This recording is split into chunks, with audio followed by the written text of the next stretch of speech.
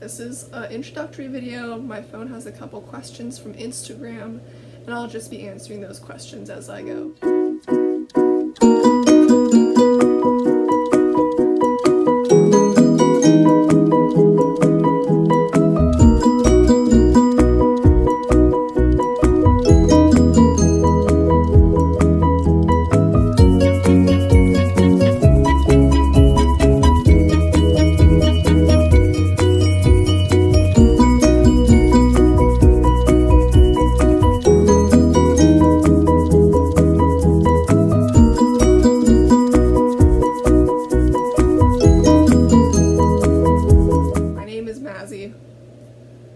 And that's why my channel is called Chronically Mazzy.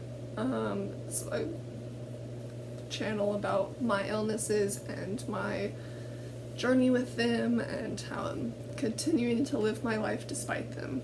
I'm 18 years old, and the first question is, what's my favorite color? My favorite color is either blue or yellow. I wear a lot of both. I feel like I wear a lot of pink and orange too, so I don't know. I like bright colors. What's my favorite animal? I feel like sloths or llamas are my favorite animals. I love them so much. I don't even know why. Or dinosaurs. Like, they're just so much fun. Like, I relate to sloths because I'm always tired. So much fatigue all the time. Like, sloths are like my spirit animal, but the llamas and dinosaurs are just cute to me. What's your favorite dog breed? My favorite dog breed is a Chow Chow. I love them. They're so fluffy and so cute. My neighbor has one down the street, and I like to walk past his house just so that I can see their dog. Oh my gosh, he's adorable. His name is Oso, and he looks like a little bear, and I just love him so much. What are my diagnoses? I have autoimmune hepatitis, which is where your immune system attacks your liver, and for that, I had a liver transplant when I was 22 months old, so I've had the disease for quite a while. It's sort of in remission right now. Like, we haven't had to take any steps to deal with anything like that for a while since I've been on a sort of new medication. I've only been on this medication for probably like 2 years now, maybe at the most. And then just recently I was diagnosed with Crohn's disease, which we're taking steps to start getting infusions for that, which I'll probably make another video on my whole Crohn's disease diagnosis and how I got to that. Autoimmune hepatitis and Crohn's, and then I have like a wide variety of allergies just because of the immunosuppressive medications I'm on. I become allergic to things a lot easier, so that's another one of my issues, but it's not necessarily a chronic illness. Like, I don't have mast cell activation syndrome, it's just allergies. When did your symptoms start and what were they? So for my autoimmune hepatitis, the symptoms started at 20-ish months old or 22 months old. So almost 2. My mom noticed yellowing in my eyes and my skin was yellow, and she took me to urgent care, and they're like, we're not gonna treat her here, she's so sick, like you can't even go home to get stuff before you go to the hospital, like you need to go to the emergency room like right now or she will die. So we went to the emergency room and they evaluated me, realized that I was in like end-stage liver disease, or I had end-stage liver disease. I didn't get a diagnosis for it until probably the next year. So I had my emergency trip in February of 2003, and then I probably didn't get a diagnosis until a year later because all the tests would come back normal, so they didn't know what was causing the illness, but they knew that I was very sick, and I had my transplant probably 2 weeks after the emergency room admittance, so it was pretty like, she's sick, she needs a transplant, and then I was transplanted.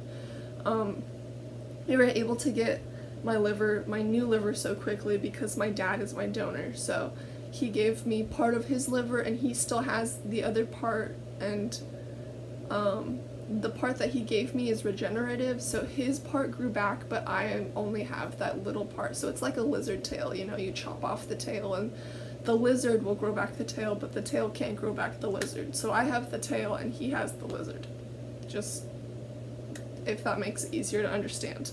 We don't actually have lizards. And then for Crohn's, my symptoms have been bloating, nausea, constipation and diarrhea, so it was kind of difficult to get to a diagnosis. I've been having symptoms probably since 2017. I don't know. It's been probably 2 years that I've been looking for a diagnosis, and we finally just got one, so that's a plus. I will make a separate video on each illness. That was just like an overview. What distraction techniques do you use? So the distraction techniques that I like to use when I'm in pain or having a hard time are, I like to watch TV. Right now I'm watching, actually that's a separate question, so I'll go into that later. But I like to watch TV or mostly Netflix. I'll watch movies, I'll watch YouTube videos, I'll listen to music, I'll do some Bible journaling, I will color, I don't know, just anything that'll get my mind off of it. I tend to not do stuff like reading though, because it's just like if I'm in pain I don't have the attention span to read a book.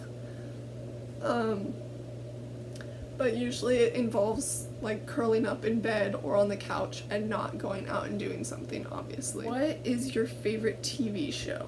So, like I said, I like to watch TV while I'm in pain, which means I've watched a lot of Netflix shows. I like to watch Grey's Anatomy, American Horror Story. I'm rewatching it right now because I just finished the last season that's on Netflix. So I'm like going back to the beginning since it's spooky season and I'm going from the beginning. It's perfect.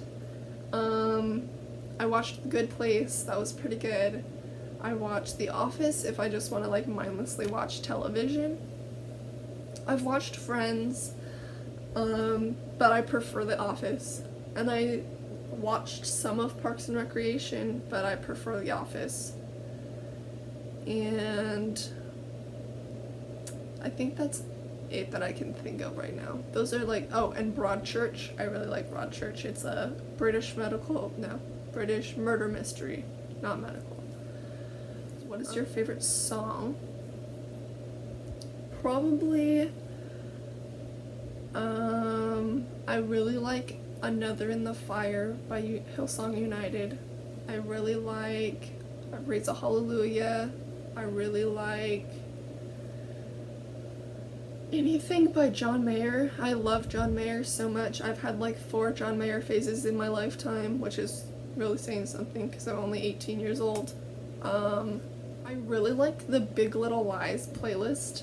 So like for season 1, Big Little Lies had a playlist on Spotify of all the songs that they played in the show, and I would really like to listen to that playlist. I don't know, some of the songs are like kind of popular songs in my house. I don't really know if they're popular like out in the world right now, but a lot of the songs are songs that I've listened to like before I saw the show, so it's like the perfect playlist without us having to make it.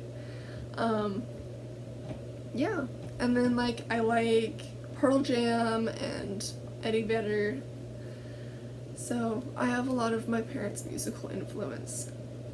So yeah, what are my favorite chronic, or my most important chronic illness items? So I'd say Zofran, because it's a lifesaver. I mean, it's helped me so many times. Just like you're feeling nauseous, pop it in, hopefully it goes away. Like most of the time it does. There have been a couple occasions where it doesn't help, but most of the time it helps. I love my heating pad. I have 2. I have this like electric one. I want to get a new one because this is not mine. This is like the family one, so everyone's always like, can I have it? And I'm like, I guess, but also I need it. So I'm trying to get a different one, so I have my own. And then I also have this teddy bear. I want to get a new electric one because this is when you have to put in the microwave for a couple seconds and it'll heat it up and it gets really hot and it feels really nice, but it doesn't last very long. So it's sort of inconvenient. So yeah, I'm trying to find a good heating pad. So if you know of one, link it in my description or in the comments, or like just leave a comment of where you found yours, please, because I'm in the market for one. And the last thing I would say is important with having a chronic illness is to have supportive friends, like have a good solid support system. I can rely on my mom. We, like, if I'm having a hard time, or like if like I just got this new diagnosis, we tend to have just me and her time. So like you saw my last video where me and my sister and my mom went to Julian, and that is even really therapeutic for me.